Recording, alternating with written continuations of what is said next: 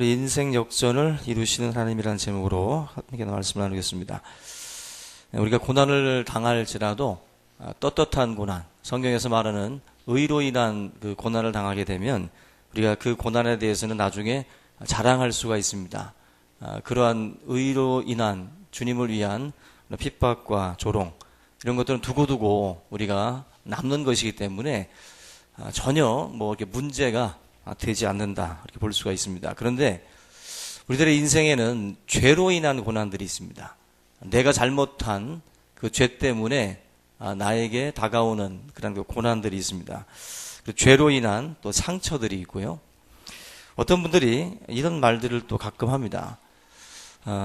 성도님들 보면은 이렇게 자기가 지은 죄라고 해서 이렇게 고백하고 나누는 경우들이 있는데, 사실 누군가에게 말할 수 있는 죄는 죄가 아니라는 거죠. 서로 이렇게 기도 제목 가운데 나눌 정도의 죄. 근데 기도 제목으로 나눌 수 없는 죄가 있다라는 거예요. 그래서 그러한 그 죄 문제 때문에 고민하고 괴로워하는 그러한 이야기를 들었습니다. 정말 이걸 끄집어내서 이야기해서 같이 이렇게 기도 제목 나누고 중보하면 좋겠지만 절대로 끄집어낼 수 없는 그런 어떤 그 문제들, 혼자서 끙끙 앓아야 되는 문제, 그냥 죽을 때까지, 무덤에 들어갈 때까지 혼자 가지고 가야 할 또 그러한 문제들이 또 있다라는 거예요. 그래서 이런 분들은 무지무지하게 힘듭니다. 무지무지하게 힘들고 아프고 누구한테 하소연할 수도 없고 혼자서 그냥 앓다가 그냥 가는 거죠. 굉장히 괴로운 상황들입니다. 근데 우리가 이런 분들이 가지고 있는 마음 중에 그런 생각들이 있어요. 죄의식이죠. 그런 의식들 가운데 하나님이 나를 용서하지 않을 것이다. 교회는 나오는데 뭔가 마음 한구석에 죄사함에 대한 그 어떤 확신이 없어요. 하나님께서 나를 용서하신다라고 하는 확신, 그거 붙들지 못하고 끝까지 신앙생활을 어떤 그 눌림 속에서 그렇게 가지고 가는 그런 분들이 있습니다. 여러분들, 우리 로마서 8장 28절에 보면은 하나님께서 하나님의 뜻대로 부르심을 받은 자들에게는 모든 것이 합력하여 선을 이루게 하신다라고 말씀을 해요. 그 선, 시너지라고 하는 그 모든 것을 끄집어내서 하나님께서 이끄신다. 그 모든 것 속에는 악한 것, 우리가 죄 지은 것, 우리가 실수한 것, 이 모든 것들을 다 포함하는 것이거든요. 하나님은 그런 것까지도 다 포함해서 선으로 귀결시킵니다. 그게 하나님이시거든요. 근데 우리는 우리가 범한 죄와 허물에 대해서 뭔가 제한을 자꾸 합니다. 그리고 하나님께서 이것까지는 아니시겠지라는 생각들을 가지고 너무 눌려서 평생을 신앙생활을 하면서도 뭔가 마음에 기쁨이 없는 거예요. 아직 나의 이 얼룩을 하나님이 지우시지 않는다라고 자꾸들 그렇게 생각을 한다라는 것입니다. 그래서 나는 타고나기를 은혜가 없이 태어났고 하나님 앞에 복받을 인생은 아니다. 그냥 어떻게 보면 그냥 자체로다가 존재하는 것 자체로 그냥 끝나는 것으로 생각들을 하는 분들이 있습니다. 그러나 우리 여러분들이 오늘 이제 말씀을 통해서 깨달아야 될 것은 하나님을 붙들면 십자가를 붙들면 어떤 인생이든 어떤 자리에 여러분들이 놓여 있었든지 간에 하나님께서 다시 일으킬 수 있다는 것을 확신하시길 바랍니다. 하나님 앞에 나와서 십자가 붙들면 승리할 수 있어요. 하나님 은혜 붙들면. 근데 그 은혜를 자꾸 우리가 망각을 해요. 사람의 폭으로다가, 사람의 스케일로 자꾸 하나님을 가둡니다. 하나님이 그런 분 아닙니다. 우리 여러분들이 어떠한 자리에 있었든지 간에 주님 앞에 나와 회개하고 이 십자가 붙들면 하나님은 얼마든지 회복시킬 수 있는 그런 하나님이라는 사실을 오늘 이 시간을 통해서 좀 확신할 수 있기를 주의 이름으로 부탁을 드립니다. 하나님은 언제나 오늘 제목처럼 우리의 인생을 역전시킬 수 있는 하나님이세요. 역전시킬 수 있는 하나님. 그 연세대학교에 가면은 언더우드 박사의 동상도 있지만 그 옆에 크게 앉아있는 동상 하나가 있습니다. 바로 백낙준 박사님의 동상인데, 그 백낙준 박사님은 용재 백낙준이라고 하는데, 그 용재관이라고 하는 것도 이제 있을 정도로 이분에 대해서 연세대학교에서는 굉장히 중요하게 여기는 인물 중에 한 분입니다. 근데 이분에 대해서 여러분들이 좀 생각을 해야 되는 것이, 백낙준 박사님은 가정 배경이 우리가 볼 때는 전혀 크리스찬이 될 수 있는 분이 아니에요. 이 백낙준 박사님의 어머니가 무당입니다. 무당의 아들이에요. 무당의 아들. 그리고 가정 환경은 굉장히 열악하고 아주 가난한 집에서 출생을 했던 사람입니다. 근데 이 사람에게는 딱 한 가지가 일어났어요. 어떻게 보면 이 사람의 인생이 바뀌게 된 계기가 딱 하나의 사건인데, 맥퀸이라고 하는 선교사님을 만난 겁니다. 맥퀸이라고 하는 선교사님을 만나서 이 사람의 인생이 확 바뀌어버려요. 이분이 이 맥퀸 선교사님의 집에 들어가서 이제 어떻게 보면 이제 머슴살이 같이 이제 그 선교사님을 도와서 이 일 저 일, 잡일들을 하게 되는데, 오늘 선교사님께서 이 백낙준에게 일을 하나 시킵니다. 내가 신방을 다녀올 테니까 장작 좀 펴놔라. 장작 좀 펴놔라. 그리고 나서 이제 선교사님은 이제 신방을 갔는데 저녁 무렵이 돼서 이제 도착을 한 거예요. 근데 와서 보니까 이 백낙준이가 장작을 아직까지도 패고 있는 겁니다. 아직까지도. 그래서 백낙준을 붙들고 너 지금 뭐 하냐 했더니 장작 패고 있다고. 왜 지금까지 패냐 물어봤더니 하는 말이 언제까지 패라고 하시지 않았기 때문에 그냥 지금까지 하고 있다고 이야기를 하더래요. 그때 이 선교사님이 감동을 먹었어요. 감동을. 그 사람한테 했던 말이 You are a honest man이라고 합니다. 너는 정직한 사람이다. 정직한 사람이다. 미국에서 아마 사람을 이게 호칭할 때 제일 최고로 호칭하는 것이 정직한 사람이라는 그 호칭이라고 그래요. 에브라함 링컨 같은 경우도 정직한 에이브라고 해가지고 링컨에 대해서 링컨이라고 하는 이름 앞에는 정직이라는 게 들어가요. 결국 링컨도 그렇고 백낙준도 그렇고 이 분들이 인생을 역전할 수 있었던 이유 중에 하나가 보면은 딱 하나입니다. 정직이라고 하는 거 하나만 제대로 붙들어도 인생이 바뀌어요. 근데 하나님께서 백낙준이라고 하는 그 사람의 정직성을 들어가지고 결국 그 인생을 쓰시게 되는 거예요. 쓰시게 되는 거예요. 여러분들의 인생에 많은 것들을 준비합니다. 우리가 막 이런 일반적인 스펙이라고 하는 것들 많이 준비하죠. 근데 그 스펙들을 지금 수많은 사람들이 같이 준비하고 있어요. 여러분들 그것만 가지고는 하나님 앞에 존귀한 자로 쓰임 못 받습니다. 절대로. 한 인생이 존귀하게 사람들에게 존중을 받고 귀하게 쓰임을 받으려면은 성령의 9가지 열매라든지 그러한 어떤 덕에 관련된 부분들이 탁월하셔야 돼요. 탁월하셔야 돼요. 그것이 준비되고 그것 하나만 제대로 우리가 붙들어도 하나님 앞에 귀하게 쓰임을 받을 수가 있습니다. 그런 점에서 우리 저와 여러분들 자녀들에게 어떤 것들을 가르치고 준비시킬 때 단순히 그러한 학원으로 보내면서 그냥 계속 내쫓기만 하지 마시고 이 자녀들이 가장 소중하게 여겨야 될 가치들은 가정과 교회에서 가르쳐야 돼요. 가정과 교회에서. 그거 가르쳐 놓지 않으면 성공의 자리에서 헛짓합니다. 성공된 그 자리에 올라가서 전혀 무의미한 인생으로 향락과 쾌락에 빠져 살다가 망치게 돼 있어요. 반드시 자녀들에게 이 뭐 백낙준이라든지 링컨이라는 이런 분들이 붙들었던 가치들, 그 가치들을 붙들 수 있도록 만드는 것이 어쩌면 우리 부모님들이 또 해야 될 그런 책임이라고 믿습니다. 우리 모든 성도님들이 그런 하나의 가치들을 좀 소중하게 여기고 그렇게 붙들고 나갈 수 있기를 주님의 이름으로 부탁을 드립니다. 결국 이 맥킨 선교사님과 같이 지내면서 정직함을 가지고 있다 보니까 맥킨이 그 사람을 들어서 유학을 보내요. 백낙준을. 미국으로 유학시켜서 공부시키고 또 한국에 들어와서 뭐 문교부 장관까지도 되고 이런 연세대학교의 어떤 아주 중추적인 인물로서 자리를 하죠. 여러분들 이 인생에 바로 이와 같은 놀라운 변화들, 그 변화들이 하나님을 만나고 또 하나님의 사람의 손에 의해서 또 다듬어지고 그렇게 훈련되어지면서 완전히 한 인생, 무당의 아들로 태어나서 가난한 집 형편 속에서도 놀랍게 세상을 어떻게 보면 뒤집어 엎는 그런 귀한 존재로 또 쓰임을 받게 된다는 것입니다.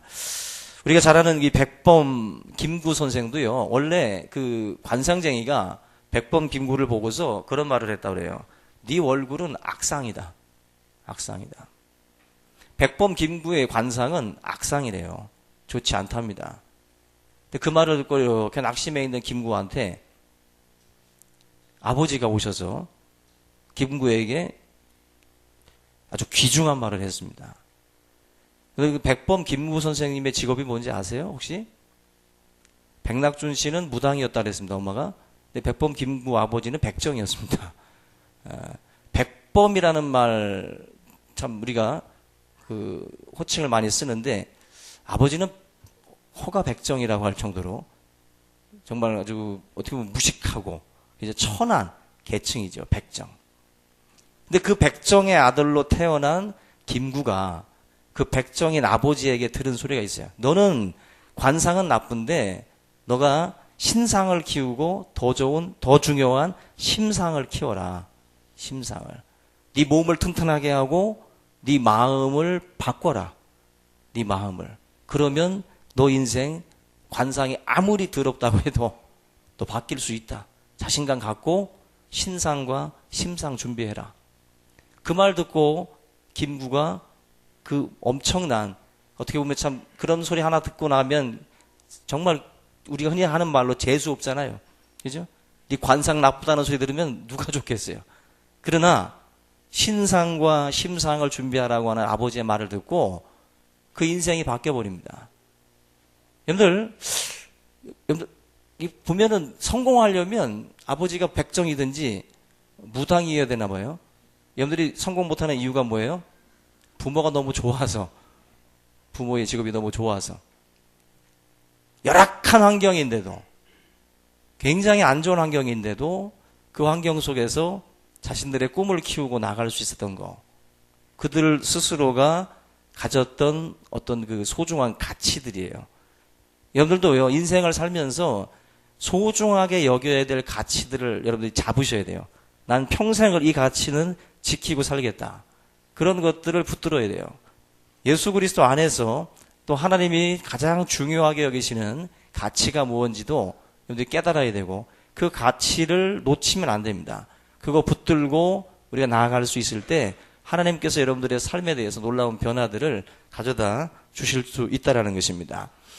야곱의 아들이 12인데 12아들 중에 시므온과 레위라고 하는 아들이 있습니다.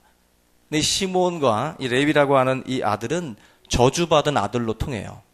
이 둘이 한 행동이 있습니다. 창세기 34장에 보면은 그 야곱의 자녀들 가운데 디나라고 하는 딸이 있어요. 디나. 이름이 이쁘잖아요. 디나. 근데 이 디나가 세겜이라는 지역에 놀러 갔다가 세겜의 추장, 이름도 또 세겜입니다. 그 세겜에게 겁탈을 당합니다. 그 겁탈을 당한 사건을 그 오라비들인 시므온과 레위가 듣고 분노가 이제 일어나기 시작을 해요. 그래서 계략을 꾸며서 그 세겜성의 남자들을 도륙을 해버립니다. 수많은 세겜성의 남자들을 두 사람이 칼로다가 다 죽여요. 하나님께서 바로 이 시므온과 레위가 했던 이 행동에 대해서 기뻐하지 않습니다. 왜냐하면 분노가 일어나서 그 세겜성에 있는 남자들을 죽이긴 했지만 원래 이 이스라엘 야곱의 가족이 사실은 이렇게 들어온 나그네와 같은 집안이기 때문에 주변에 이 세겜성과 연합되어 있는 그러한 그 민족들이 있다라는 거예요. 그러다 보니까 이들이 연합을 해가지고 야곱의 가정을 치게 되면 몰살당할 위기가 이제 오게 되는 겁니다. 이 상황에서 이제 야곱이 우리가 하나님을 떠나서 베델에서 떠나가지고 지금 이런 일들이 벌어졌다. 그래서 베델로 올라가자 해서 가족들과 함께 이제 베델로 올라갑니다. 그러면서 하나님께서 기적적인 방법으로 두려움을 줘서 주변 사람들에게 두려움을 줘서 이 가족을 지켜요. 근데 그 사건, 세겜성의 남자들을 죽인 이 시므온과 이 레위에 대해서 하나님께서 심판을 하시는데 야곱이 죽는 날 유언을 합니다. 야곱이 야곱이 죽으면서 유언을 하는데 12아들들에게는 다 축복을 했어요. 다 축복을 하는데 이 시므온과 레위에게만은 저주를 했어요. 저주를. 그래서 우리가 오늘 이 본문 같이 읽었지만 창세기 49장을 한번 같이 보겠습니다. 어떠한 저주를 야곱이 아들들에게 했는가를 한번 보겠습니다. 창세기 49장 5절 같이 한번 읽어볼게요. 앞에 화면 참조하시고 같이 읽습니다. 시작. 시므온과 레위는 형제요 그들의 칼은 폭력의 도구로다. 내 호나 그들의 모의에 상관하지 말지어다. 내 영광아 그들의 집회에 참여하지 말지어다. 그들이 그들의 분노대로 사람을 죽이고 그들의 혈기대로 소의 발목 힘줄을 끊었음이로다. 그 노여움이 혹독하니 저주를 받을 것이요 분기가 맹렬하니 저주를 받을 것이라. 내가 그들을 야곱 중에서 나누며 이스라엘 중에서 흩으리로다. 옛날 성경에는 잔해하는 기계로다라고 번역이 되어 있었어요. 잔해하는 기계로다. 사람을 아주 그냥 도륙을 했기 때문에 잔해하는 기계다.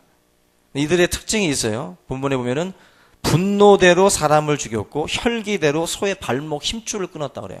분노대로 혈기대로. 그리고 또 분기가 맹렬해서. 이들의 특징은 자기들이 이 속에서 끓어오르는 분노와 감정 그대로 나간 사람들이에요. 성숙과 미성숙의 차이라고 제가 항상 말씀을 드리는데 성숙한 사람은 감정대로 움직이지 않습니다. 이 지금 시므온과 레위 같은 경우는 자기들 일어나는 자기 누이에게 벌어진 일들에 대해서 분노했고 그 분노를 그냥 성질대로 일 처리해버려요. 우리가 일을 처리할 때 분명히 디나가 당한 그 사건은 안타까운 사건이지만 그 사건을 처리하는 과정에 있어서 하나님이 기뻐하시는 방법이 있을 겁니다. 그런데 자신들의 감정과 생각대로 혈기대로 문제를 다루었다라는 거죠. 거기에 대해서 하나님이 심판을 말씀을 하고 있습니다. 다른 아들들은 다 축복받았어요. 야곱에게. 그런데 이 두 아들은 저주의 대상이 됐다. 그래서 이들은 흩어지게 됩니다. 흩어지게 되고 정말 거지 같은 그러한 인생으로 이 시므온 지파, 레위 지파가 전락하게 될 위기가 찾아온 거예요. 결국 우리가 생각하게 되면 시므온과 레위 지파 두 지파가 그대로 다 망해야 돼요. 그대로. 하나님이 말씀하신 대로 다 흩어져야 되고 다 끝나버려야 됩니다. 근데 이 두 지파가 놀랍게 회복되는 역사가 있는데 두 지파가 아니라 한 지파가 회복이 됩니다. 시므온 지파는 그대로 망해요. 그대로 아주 그 지파 자체가 너무나도 이제 쇠약해져 버립니다. 쇠약해져 버려요. 레위 지파는 회복이 돼요. 왜 회복이 되느냐? 오늘 같이 읽은 출애굽기 32장 사건 때문에 그렇습니다. 분명히 창세기에서는 저주가 퍼부어지고 있는데 이 저주를 바꾸게 된 계기가 출애굽기 32장이에요. 이 32장 이 사건 때문에 결국 두 지파가 운명이 갈려요. 운명이. 저와 여러분들의 삶도 마찬가지라고 믿습니다. 우리에게 일어나고 있는 많은 일들이 있습니다. 그러나 우리가 어떻게 마음을 먹고 또 어떻게 하나님 앞에 서느냐에 따라서 우리의 인생도 바뀔 수 있다는 거예요. 오늘 그것을 출애굽기 32장에서 말씀을 주고 있습니다. 여러분들 그 민수기라는 것은 영어 성경에 보면 넘버스라고 나와요. 넘버. 한마디로 민수기는 백성의 숫자를 세는 책이에요. 민수기는. 그래서 민수기를 보면은 숫자 관련해 가지고 아주 굉장히 많이 나옵니다. 백성의 수, 특별히 가나안 땅 초입에 그 칼을 잡을 수 있는 인원을 세요. 계수를 합니다.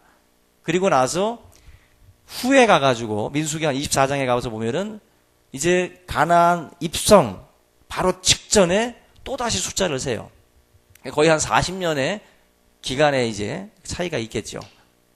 근데 그 숫자를 여러분 유심히 보시면 모든 지파가 1장에서 있던 숫자보다 그 민수기 후에 나오는 그 숫자가 훨씬 많아져요. 다 많아지는데 바로 이 시므온 지파는 다릅니다. 민수기 1장 23절에 보시면은 시므온 지파의 숫자가 나오는데 59,300명이라고 나와요. 민수기 1장 23절에 59,300명, 거의 6만 명가량 된다는 거예요. 6만 명가량. 근데 민수기 26장 14절 한번 보세요. 26장 14절에 보면은 계수된 자가 22,200명이에요. 22,200명. 몇 명으로 줄었어요? 몇 배로? 거의 3분의 1로 줄은 거예요. 3분의 1로. 시간이 가면 더 늘어나야 돼요.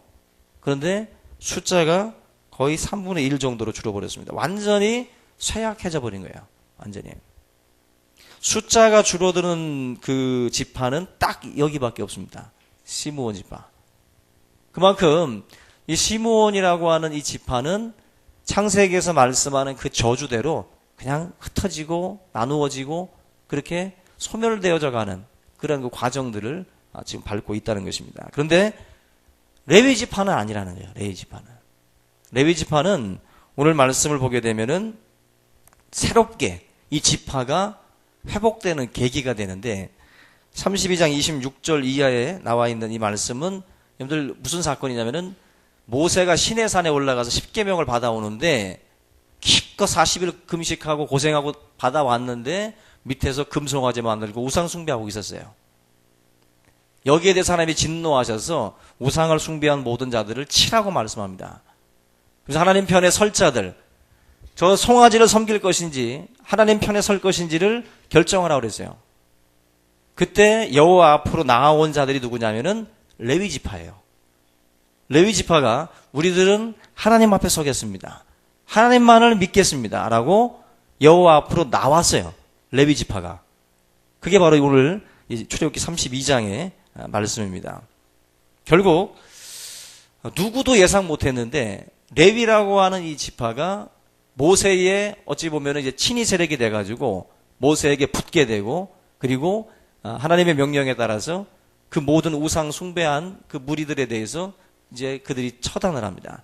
그러면서 성경에 뭐라고 기록되어 있냐면은 그들이 헌신하게 되었다라고 나와요. 29장. 이 본문은 상당히 좀 잔인합니다.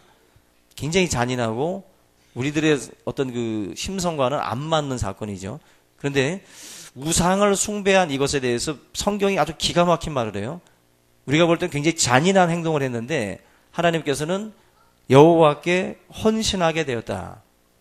레위 지파가 바로 이 사건을 통해서 여호와께 헌신하는 계기가 됐다라고 말씀을 합니다.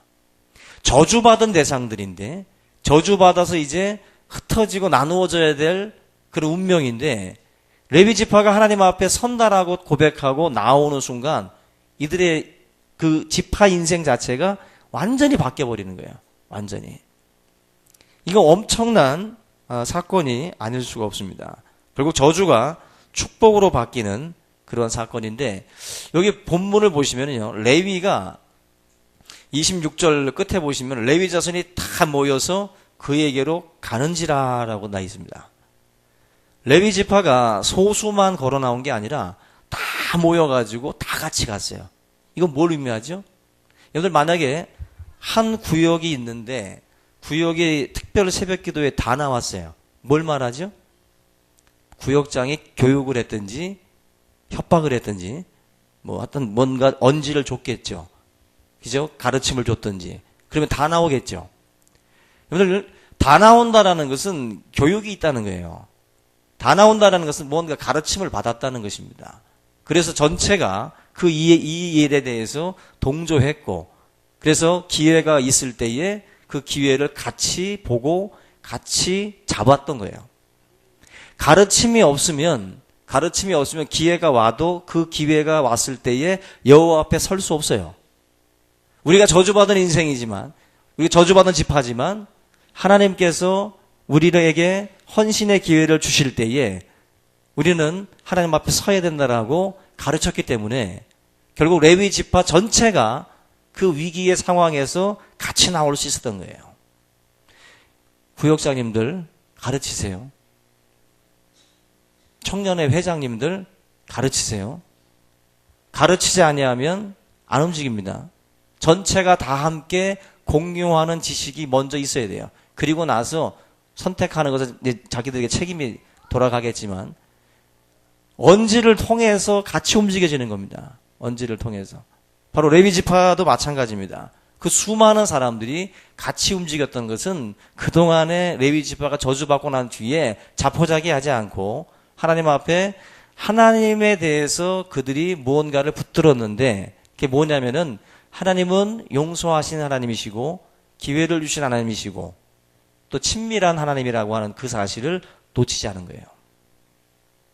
여러분들 하나님에 대한 지식을 어떻게 갖고 있는지 모르겠지만 하나님이 한번 여러분들에게 징계하고 하나님은 우리 심판하신다고 해서 그것으로 끝나시는 하나님이 아닙니다. 성경은 언제나 하나님은 준비가 돼 있어요. 용서하실 준비가 돼 있고 회복시킬 준비가 돼 있어요. 근데 하나님이 한번 자기에 대해서 징계하고 채찍을 들었다고 해서 그것으로 그냥 하나님에 대해서 두려워하고 그냥 끝나는 사람들이 있습니다. 더 이상 내가 뭘 해봤자 뛰어봤자 바둥바둥 대봤자 벗어날 수 없다. 하나님이 나에게 저주하고 나에게 그렇게 퍼붓는다면 나는 회복될 수 없다. 그렇게 그냥 무너지는 분들이 있어요. 절대로 그런 하나님은 아닙니다. 오늘 이 말씀 속에 나와 있는 것처럼 하나님께서 이 레위라고 하는 이 지파를 다시 회복시키셔요. 다시 들어서 쓰신다는 것입니다. 믿습니까? 여러분들도 그 사실을 믿으셔야 돼요. 하나님이 얼마든지 다시 들어서 우리를 사용하실 수 있습니다.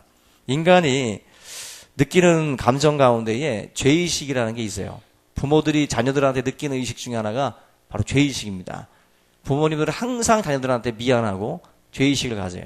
특별히 맞벌이 하는 부부들은 더 그렇죠. 밖에서 일하시는 엄마들은 집에 들어올 때마다 아이들한테 미안하죠. 못 챙겨줘서. 제가 저렇게 되는 건 다 내 책임이다.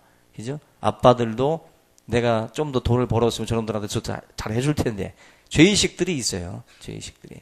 사랑하면 죄의식을 가져요. 사랑하면.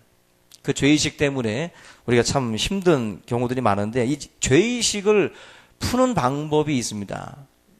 한마디로 이거는 억압이고 이건 쓸데없는 짓이다 해가지고 그냥 털어버리는 분들이 있고 또 이 죄의식을 숨기는 분들이 있어요. 크리스찬들이 가져야 될 죄의식에 대한 해결 방법이 뭐냐면은 그 하나님 앞에 들고 나와야 돼요. 뭐냐면 하나님께서는 여러분들이 죄의식을 가지고 살아가는 것, 그게 한마디로 거기에서 갇혀가지고 있는 거 원치 않아요. 하나님은 그 죄의 짐을 가지고 나오라는 거예요. 수고하고 무거운 짐진 자들아 다 내게로 오라. 내가 너희를 쉬게 하리라. 그것이 하나님께서 우리들에게 말씀하시는 메시지인 줄로 믿습니다. 들고 나오셔야 돼요. 들고 나오셔야 돼요. 가정에 자녀들과 부모의 관계에 있어서도 중요한 그것이 있는데 이 자녀들 가운데는 부모를 두려워하는 자녀들이 있어요. 부모를 두려워하는 자녀들. 부모를 두려워하는 자녀들은요, 만약에 죄를 범하게 되면 용서라는 것을 떠올릴 수가 없어요. 용서라는 것. 뭔가 품어주신다라는 것을 떠올릴 수가 없어요. 그래서 가출을 한다든지 아니면 신문에서 보듯이 끔찍하게 투신 자살을 한다든지 어처구니 없죠. 20만 원 때문에 자녀가 혼자 고민하다가 부모가 자기를 아마 죽이기도 할 적처럼 그 작은 돈 때문에 자살해요. 자녀들이. 그 부모가 얼마나 두려웠으면 그 문제 하나 들고 못 나오겠어요.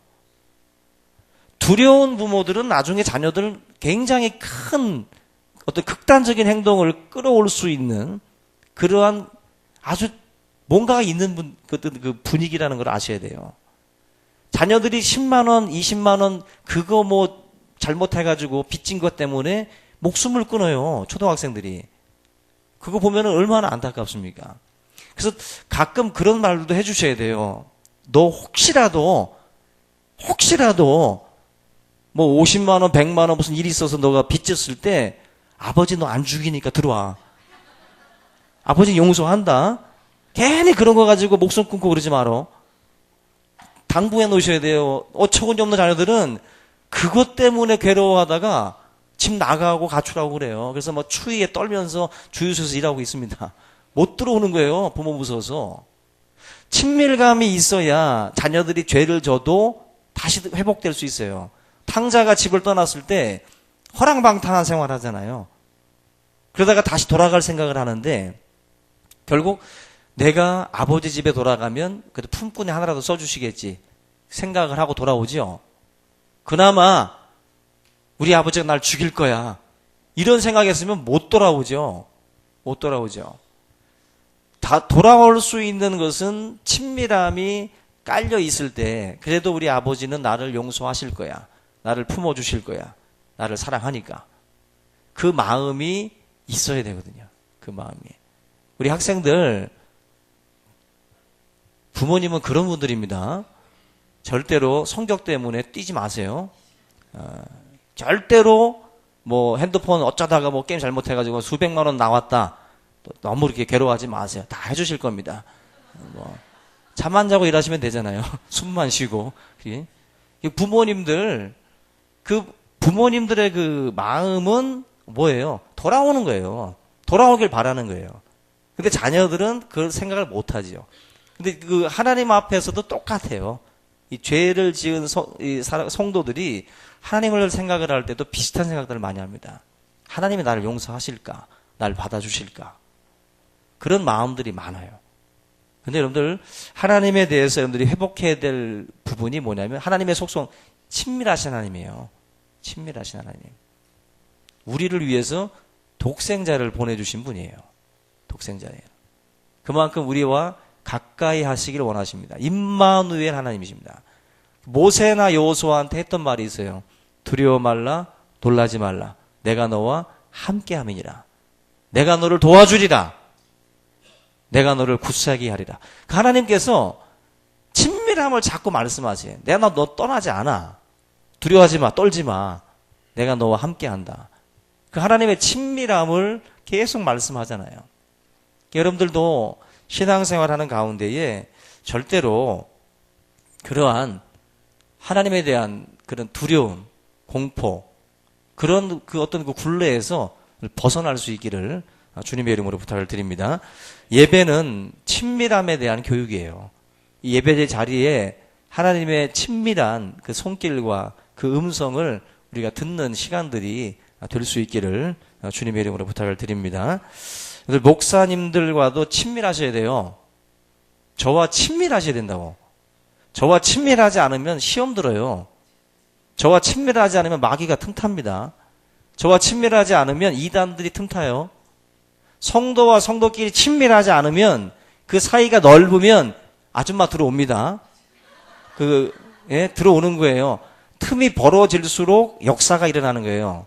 친밀하면 못 들어와요. 이단도 못 들어오고 마귀도 못 들어와요. 그러니까 부모와 자녀 간에 친밀해야 되고 성도와 성도 간에 친밀해야 된다고. 그 친밀함이 깨지는 순간 마귀가 역사하기 시작을 하는 거예요. 마귀가. 하나님 친밀하신 분입니다. 가까이 하고 싶으신 분이에요. 함께 하고 싶은 분입니다. 그 하나님에 대해서 여러분들이 놓치면 안 돼요. 작년에 있었던 사건인데 미국 뉴저지에 있는 그 가든 스테이트 몰이라는 데서 20대 청년이 총기 사건을 일으킨 적이 있어요. 근데 이 청년이 결국 자살을 이제 하게 되는데, 자살하기 전에 보통 이 또라이들은 그런 일들을 저지르게 되면은 남들 쏘고 죽습니다. 어쩌거나 몇 명 쏴 죽이고 죽어요. 근데 이 청년은 아무도 안 죽이고 자기만 자살을 했어요. 정신이 좀 온전한 청년이에요. 근데 이 청년이 왜 이러한 사건을 벌였는지를 조사를 해봤는데, 이 청년의 어떤 그 삶 가운데에 외로움이 많았다는 거예요. 외로움이 많았고, 또 이 청년이 마약을 복용을 했습니다. 여러분들, 지금 뭐 이런 말은 제가 또 해주는 게 좋을지 안 좋을지 모르겠는데, 그 미국에서 유행하는 마약이 있어요. 마약이. 예전에는 이제 엑스타시 뭐 도리도리 해가지고 그런 것들을 막 이제 청년들, 대학생들이 막 먹고 마시고 하면서 온갖 그런 어떤 그 타락의 생활들을 했는데, 요즘에는요, 그 말리라는 게 그렇게 난리를 치고 있어요. 그거 먹고 대학생들 숨지고 아주 많은 일들이 일어나는데, 이 말리라고 하는 이 마약의 특징이 있습니다. 이 말리는 먹으면 궁금하죠?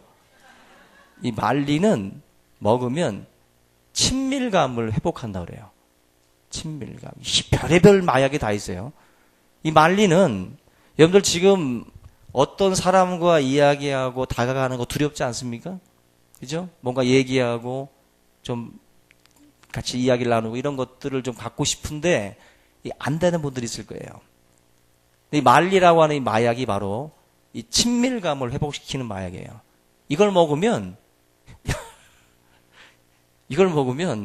서로서로 친밀해져요. 서로서로 이야기도 잘하고 서로서로 다가갈 수 있고 아주 친밀해지네. 아주 친밀해. 그냥 한마디로 지금도 보면 뭐 스마트폰들 뭐 하고 막 난리잖아요.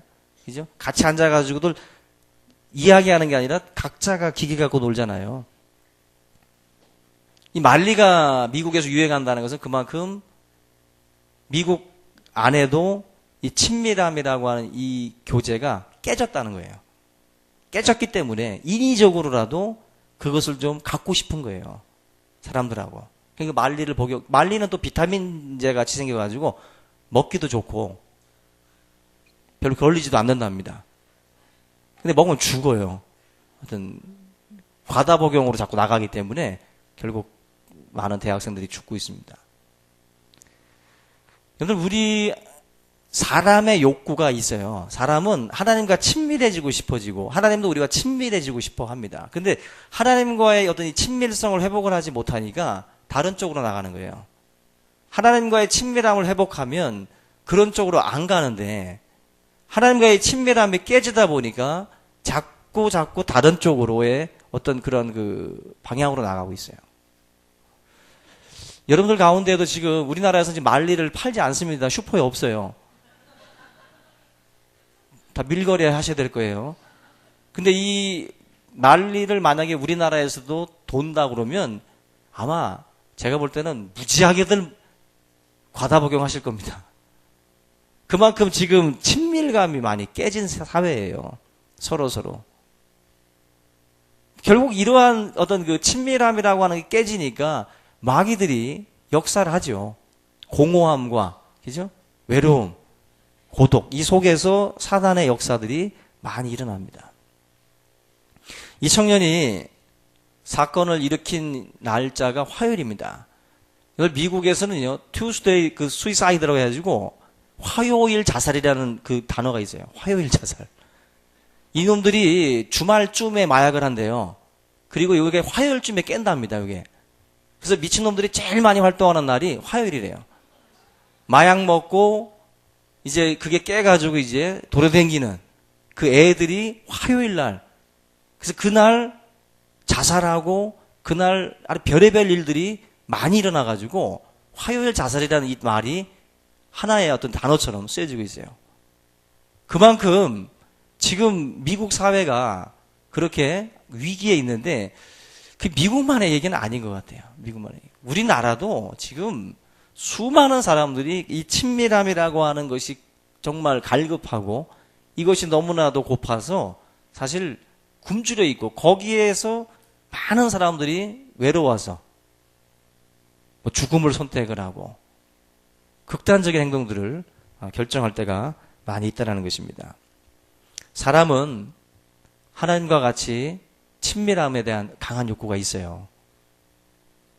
그거 여러분들이 채워질 때 역사가 일어나는 거거든요.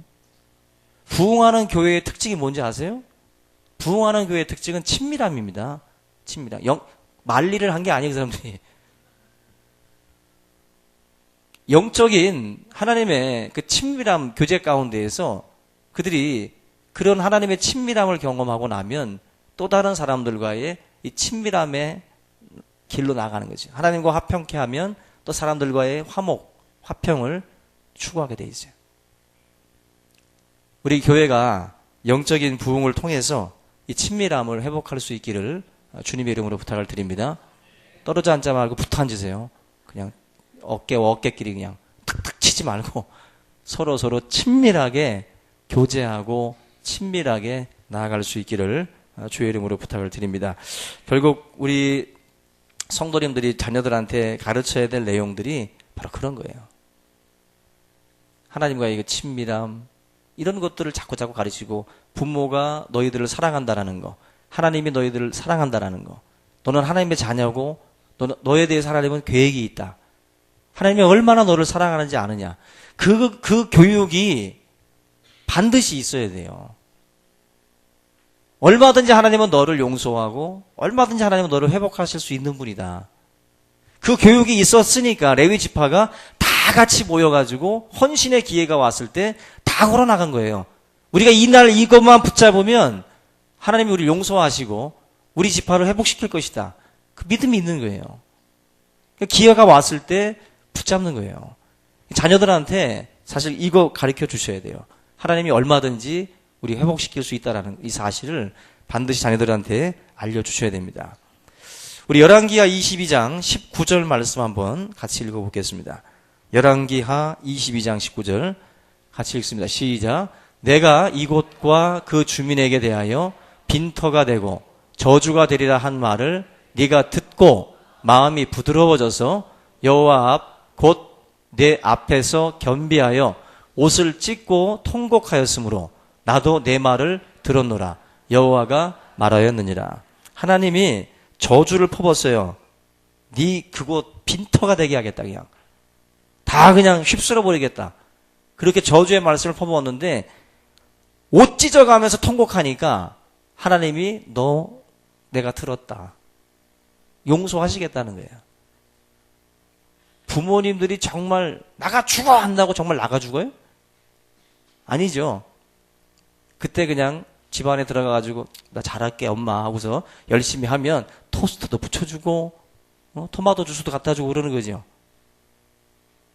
하나님은 엄포를 놓으셨다가도 뒤집으시는 분이에요. 회복하시는 분이시라고.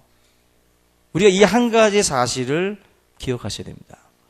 그리고 에스겔 36장 26절에 보면은 이렇게 말씀합니다. 또 새 영을 너희 속에 두고 새 마음을 너에게 주되. 하나님께서 우리에게 새 마음을 주시겠다. 뉴 하트예요. 심장이에요, 심장. 우리 교회 예수의 심장으로 세상을 바라보자. 표처럼 우리의 심장에 예수님이 죽으심으로 해가 마치 그거에 장기 이식하듯이 사랑하는 자녀가 죽고 난 뒤에 그 장기를 다른 사람의 심장 그 자리에다가 이식했다고 생각하시면 돼요. 하나님께서 예수 그리스도를 죽이시고 그분의 심장을 누구에게 줬냐면은 여러분들에게 준 거예요. 새 마음을 우리에게 주셨어요. 새 심장을. 하나님이 여러분들의 심장에다가 청진기를 대고 들으십니다. 왜? 자신의 아들의 심장을 듣고 싶은 거예요. 예수의 심장 소리를 듣고 싶은 거라고. 딱 들어보니까 여러분들의 심장에서 무슨 소리가 나요? 예수님의 심장 소리가 들리는 거예요. 예수님의 마음이 여러분들의 심장이 돼야 된다고.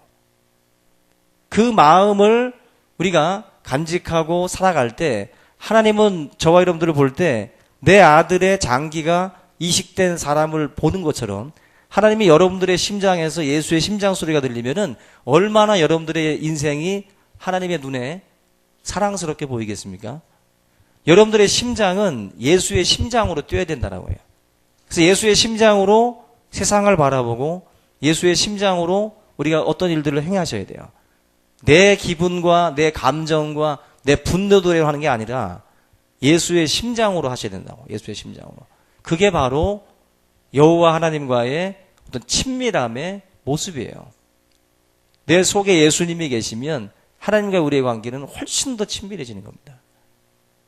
하나님께서 저와 여러분들을 향해서 오늘 이 말씀을 통해서 우리의 거리, 주님과 우리의 거리가 얼마인지를 보기를 원하시고 정말 하나님께서는 얼마든지 품으실 수 있는 분이다. 멀리 떨어져 있지 말고 하나님 앞으로 가까이 오라고 말씀을 하고 있습니다. 여러분들 하나님은 저주를 퍼부었지만 나중에 저주한 그 내용을 가지고 그대로 형태만 바꿔서 축복으로 바꿔버려요. 레위 지파를 흩어뜨리게 했다고 말씀했는데 정말 흩어졌거든요. 그래서 12지파가 사는 지역에 다 흩어져 버렸어요. 한 곳에 모여 살지 못하고. 그런데 흩어진 레위 지파가 바로 성막에서 봉사하는 그리고 하나님의 말씀을 가르치는 그러한 역할을 부여받아요. 가르치는 자가 모여 있으면 안 되겠죠. 흩어져 있어야 되겠죠.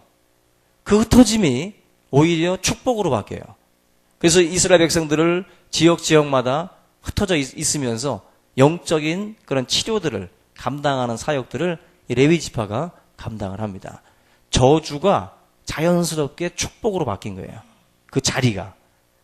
우리의 삶도 저주라고 지금 생각하는 그 자리를 하나님이 바꾸시려고 하면 얼마든지 축복으로 바꿀 수 있어요. 특별히 별다른 변화 없이도 하나님께서 그 자리를 손바닥 비듬듯이 바꿀 수 있다는 것입니다. 오늘 레위 지파를 통해서 우리의 삶이 하나님 앞에서 정말 회복되어 질 수 있기를 바랍니다. 이 친밀함을 회복해서 우리의 어떤 그 영적인 어떤 그 상태가 정말 온전해지고 건강해지는 그런 삶이 될 수 있기를 주님의 이름으로 축원합니다. 우리 다 같이 오늘 말씀을 함께 붙들고 동성으로 기도하겠습니다. 살아계신 하나님 아버지 감사를 드립니다. 오늘 하나님의 말씀을 통해서 우리들의